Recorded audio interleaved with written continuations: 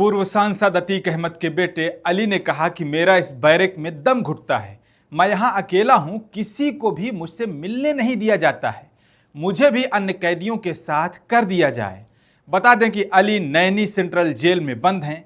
दरअसल जेल में अली के पास से 1100 रुपए कैश मिलने के बाद उन्हें जेल की फांसी घर वाली हाई सिक्योरिटी सेल में रखा गया है। फांसी घर की हाई सिक्योरिटी सेल अन्य बैरकों से काफी दूर है। बैरक के अंदर और बाहर पूरे रास्ते में सीसीटीवी कैमरे लगे हुए हैं।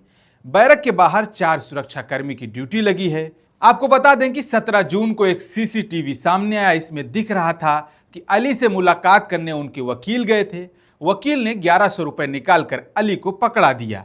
अली इन पैसों को गिनते हुए बैरक में लगे सीसीटीवी में दिखाई दिए।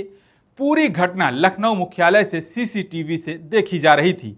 डीजीआई राजेश श्रीवास्तव नैनी जेल पहुंचे।